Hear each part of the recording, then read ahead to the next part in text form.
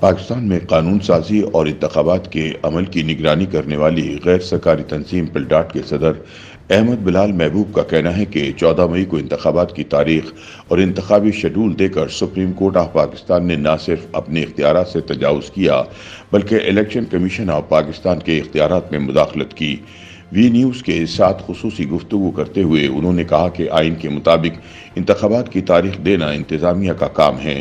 انتظامیہ سے مراد وزیر اعظم اور وفاقی کابینہ، جبکہ صوبوں میں وزرائے اعلیٰ اور صوبائی کابینہ کی ایڈوائس پر بالترتیب صدر اور گورنر انتخابات کا اعلان کرتے ہیں۔ نہ صرف یہ کہ انتخابات کی تاریخ دینا سپریم کورٹ کا کام نہیں بلکہ انتخابی شیڈول دینا تو بالکل بھی سپریم کورٹ کا کام نہیں۔ احمد بلال محبوب نے کہا کہ پاکستان میں اسٹیبلشمنٹ کی سیاسی معاملات میں مداخلت، جس کا طویل ٹریک ریکارڈ ہے، جمہوری کلچر کے فروغ میں بہت بڑی رکاوٹ ہے۔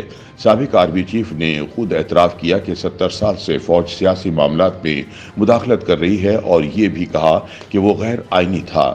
احمد بلال محبوب نے کہا کہ آج جو مشکلات ہمیں جمہوریت اور معیشت میں پیش آ رہی ہیں یا مجموعی طور پر ایک بحران کی کیفیت ہے، اس کا بڑا سبب اسٹیبلشمنٹ کی مداخلت ہے۔ اگر اسٹیبلشمنٹ کی مداخلت نہ ہو تو جمہوریت میں خود احتسابی کا ایک عمل شروع ہو سکتا ہے اور اس عمل سے گزر کر ہم چیزیں بہتر کر لیتے ہیں۔ سیاسی جماعتوں کے اندر جمہوری کلچر بارے سوال پر احمد بلال محبوب نے کہا کہ اس سلسلے میں سیاسی جماعتوں کو بری الذمہ قرار تو نہیں دیتا، لیکن اس کا بھی بڑا سبب اسٹیبلشمنٹ کی مداخلت ہے۔ اسٹیبلشمنٹ اپنے پسندیدہ سیاسی قائدین کو لوگوں کے اوپر لے کر آتی ہے، ان کا عوام میں اچھا تاثر قائم کرتی ہے، ان کے مخالفوں کا امیج برباد کرتی ہے اور اس طرح سے ہماری سیاسی قیادت آتی ہے۔ احمد بلال محبوب کا کہنا تھا کہ جب بھی اس طرح مصنوعی طریقے سے قیادت آئے گی تو ایک عام سیاسی کارکن اوپر نہیں آ سکتا، کیونکہ اس کے مقابلے میں جو قوتیں ہیں وہ بہت طاقتور ہیں۔ اب جس طرح اسٹیبلشمنٹ نے مداخلت نہ کرنے کا عندیہ دیا ہے تو آپ دیکھیں گے کہ اس سے ہمارے ملک میں فطری طور پر جمہوری کلچر فروغ پائے گا۔ ایک سوال پر کہ پاکستان کی 3 بڑی سیاسی جماعتوں میں کون زیادہ جمہوری ہے، احمد بلال محبوب کا کہنا تھا کہ ان کے تینوں سیاسی جماعتوں کے ساتھ مراسم ہیں، انہوں نے ان کے ساتھ مل کر کام بھی کیا ہے، لیکن ان کی ذاتی رائے میں پاکستان پیپلز پارٹی کے اندر جمہوریت زیادہ ہے۔ ان کا کہنا تھا کہ پیپلز پارٹی نے جمہوریت کے حوالے سے بہت مشکل وقت سے گزر کر بہت سی چیزیں سیکھی ہیں۔ ان کا کہنا تھا کہ جمہوری کلچر کے حوالے سے پیپلز پارٹی میں بھی بہت سی کوتاہیاں ہیں، لیکن باقی 2 کی نسبت اس کے اندر جمہوریت زیادہ ہے۔ پیپلز پارٹی گورننس میں زیادہ اچھی نہیں، لیکن جمہوری عمل اور اتفاق رائے پیدا کرنے میں وہ آگے ہوتی ہے، جس کی سب سے بڑی مثال 18ویں ترمیم ہے، جس میں ان کے پاس اکثریت بھی نہیں تھی لیکن انہوں نے اتفاق رائے پیدا کیا اور صدر زرداری نے بطور صدر اپنے اختیارات خود اصرار کر کے پارلیمنٹ کو دیے۔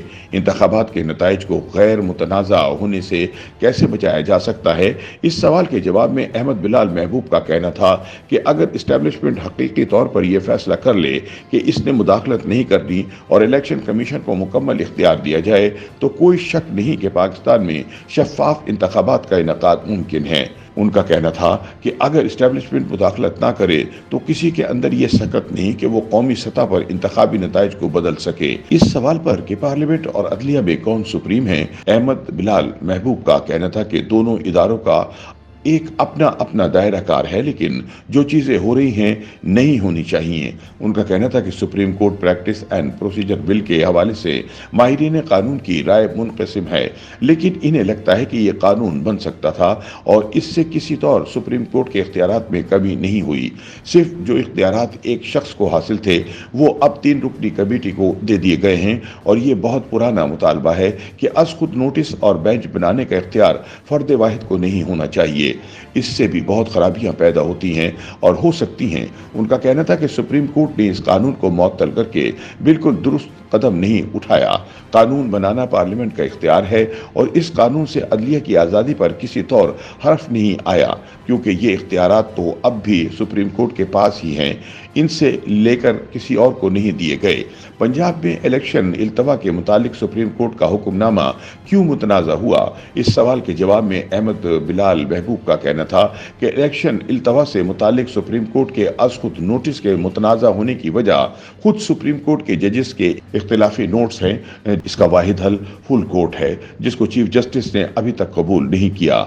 उन्होंने बताया कि मौजूदा सूरत हाल गैर मामूली है और आज से पहले ऐसी सूरत हाल कभी पैदा नहीं हुई। आज से पहले कभी ये सवाल नहीं उठा कि इंतखाबात का ऐलान किसने करना है। इंतखाबात का ऐलान हमेशा सदर मुमलिकत करते थे। इलेक्शन कमीशन एक खत लिखता था और तारीख तय हो जाती थी। पहली बार 2 असेंबलियां वक्त से पहले तहलील हुई हैं और इससे बहुत से सवालात पैदा हुए हैं। अहमद बिलाल महबूब का कहना था कि हमारे आइन में इंतखाबात निगरान हुकूमत की ज़ेर इंतज़ाम कराने की बात की गई है, लेकिन इस बात को मद्देनज़र नहीं रखा गया कि अगर सूबों में अलग से इंतखाबात कराने पड़ जाते हैं तो क्या सूरत हाल होगी। हिंदुस्तान में अलग अलग वक्त पर इंतखाबात होते हैं, लेकिन वहाँ निगरान हुकूमत का तस्वुर नहीं। अब अगर 2 सूबों में इंतखाबात होते हैं तो मरकज़ में चूँकि निगरान हुकूमत नहीं, इसलिए वफाक में कायम सियासी हुकूमत इन इंतखाबात पर असरअंदाज हो सकती है। इसी तरह जब कौमी असम्बली के इंतखाबात होंगे तो तब 2 सूबों में सियासी हुकूमतें कायम होंगी और पंजाब चूँकि सबसे बड़ा सूबा है और कौमी असम्बली की 50% नशस्तें इस सूबे से आती हैं, तो सूबाई हुकूमत कौमी असम्बली के इंतखाबात पर असरअंदाज होगी। अहमद बिलाल महबूब ने कहा कि आइन में निगरान हुकूमत का जिक्र है, 90 रोज में इंतखाबात करवाने का जिक्र है, ये भी जिक्र है कि असम्बलियां मुद्दत पूरी करने से पहले तहलील की जा सकती हैं। लेकिन ये तीनों पहलू एक दूसरे के साथ किस तरह से हम आहंग होकर रूबा अमल आएंगे, इस चीज का जिक्र नहीं। उन्होंने कहा कि मौजूदा सूरत हाल में सुप्रीम कोर्ट को तशरीह करके कोई रास्ता निकालना चाहिए। उन्होंने कहा कि पाकिस्तान के आइन में मौजूद निगरान हुकूमत के तस्वुर को मद्देनजर रखते हुए उनकी जाती राय है कि कौमी और सूबाई असम्बलियों के इंतखाबात एक ही वक्त में होने चाहिए। उनका कहना था कि 14 मई को तो इंतखाबात नहीं हो सकते और इलेक्शन कमीशन ने इस हवाले से दुरुस्त नजरसानी की दरख्वास्त दायर की है। उन्होंने कहा कि कौमी असम्बली की मुद्दत पूरी होने के 60 रोज के अंदर इंतखाबात हो जाने चाहिए। अगरचे इस मुद्दत को बढ़ाया भी जा सकता है, लेकिन उनके ख्याल में ऐसी सूरत हाल नहीं कि इंतखाबात को मजीद मुलतवी किया जाए। उनका कहना था कि इलेक्शन कमीशन की तजवीज़ करदा 8 अक्टूबर की इंतखाबी तारीख बहुत मुनासिब है और उनके ख्याल में सबको इसका एहतराम करना चाहिए।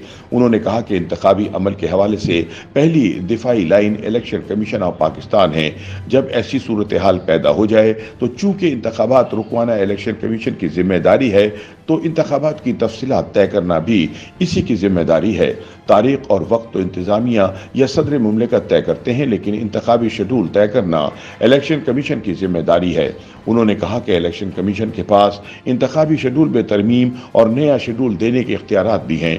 इलेक्शन कमीशन ने तो इंतखाबी शेड्यूल का ऐलान कर दिया, लेकिन सिक्योरिटी फोर्सेस ने कहा कि हम सिक्योरिटी नहीं दे सकते। हाई कोर्ट्स ने कहा कि हम रिटर्निंग ऑफिसर नहीं दे सकते। हुकूमत ने कहा हम पैसे नहीं दे सकते।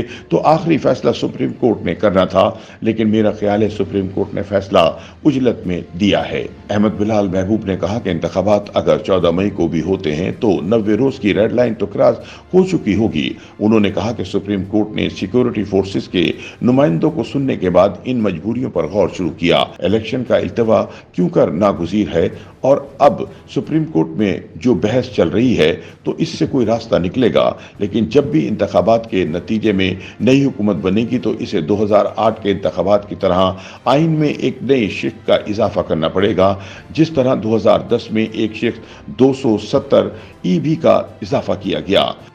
YouTube पर गूगली न्यूज देखने के लिए youtube.com की सर्च बार में गूगली न्यूज टीवी टाइप करें। गूगली न्यूज के पेज पर सुर्ख रंग के सब्सक्रिप्शन वाले बटन पर क्लिक करना ना भूलिए। YouTube पेज पर अपलोड होने वाली वीडियोस से बाखबर रहने के लिए बेल आइकन पर क्लिक कीजिए। आपको हर नई वीडियो के बारे में नोटिफिकेशन मौसूल हो जाएगा।